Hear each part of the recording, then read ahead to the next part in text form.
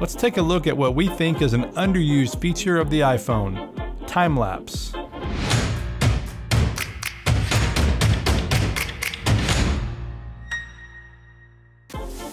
It wasn't too long ago that the only way to get a good time-lapse was with an expensive DSLR camera and an intervalometer. You not only had to have the money, but the knowledge to be able to make this work. And of course, setting gear up is never easy. And then you have to set the shutter, the aperture, the ISO, the interval. But there is another way.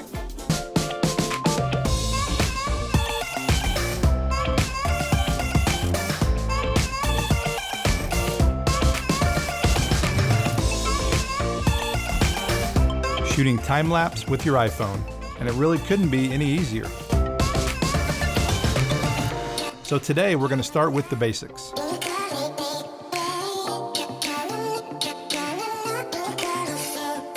We're going to use the native iPhone camera app, no third-party apps today. So you just open the camera app, then swipe down to the time-lapse mode. But before we start shooting, it's a good idea to put your phone in airplane mode and also turn notifications off. That way you won't get any interruptions while you're shooting. The other thing you want to do before you shoot, once you're at the location, frame up your shot and then lock the camera settings. You'll see AE/AF lock on the screen. That way you won't get any exposure or white balance shifts or focus pulsing. Sometimes when you're shooting time-lapse, you want to see the sun going across an object, and if you had auto exposure turned on, the exposure would adjust, and that's not what you want. You want to see the changes. You want to see the sun get lighter and darker. So after that, all you got to do is hit the red button, and you're shooting a time-lapse. With the native camera app, you don't have to worry about any of the traditional settings when shooting a time-lapse. Mainly the interval, meaning how many shots per second it takes. Apple has built in some magic into the app. They call it dynamically selected intervals. And so almost any time-lapse you shoot will end up being about 20 to 40 seconds, whether you shoot 10 minutes or 2 hours.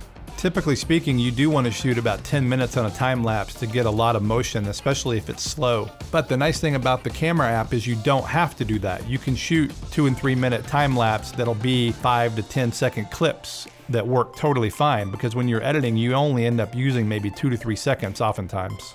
One thing to keep in mind is all time-lapse shot with the native camera app end up being 1080 HD, 30 frames per second.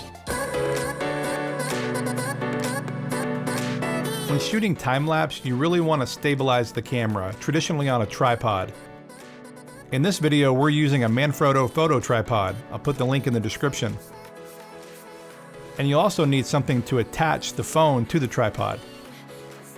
We're using a shoulder pod. The shoulder pod is great because any size phone will attach. And it has a 1/4-20 mount on the bottom that you can attach to a quick release that goes to the tripod. Of course, you don't have to use a traditional tripod. You can use a tabletop tripod. Another Manfrotto product here. Just set it on the ground or on the hood of a car or wherever the case may be.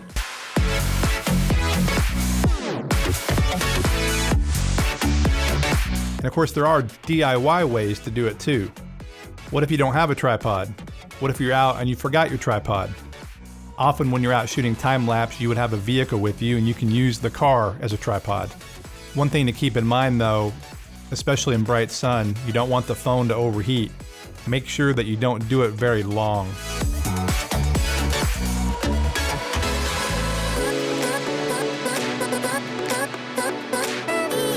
And lastly, there's even more DIY methods.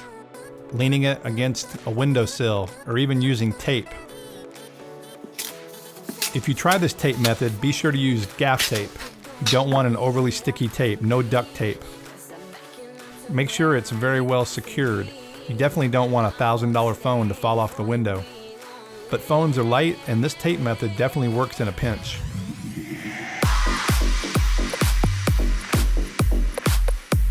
Now this one may seem obvious, but you want to shoot motion. But it doesn't have to be fast motion, like traffic. It can be any motion. Subtle motion over time will look fast, will look big. The first location I went to when I was shooting time-lapse for this video, there were no clouds. I went to a beautiful lake, but there were no clouds in the sky. Very little motion to shoot, or at least that's what it looked like.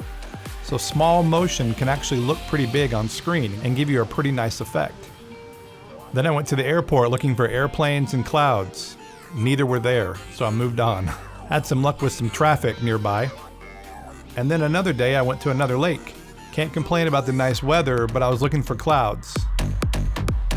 But then I had another idea. Shooting the cyclists and all the walkers and joggers worked out great, and I tried to get some creative shots. It's fun to be creative with your angles and your composition with time-lapse, just like shooting traditional video. And my last stop was a soccer game, and lo and behold, there were some clouds.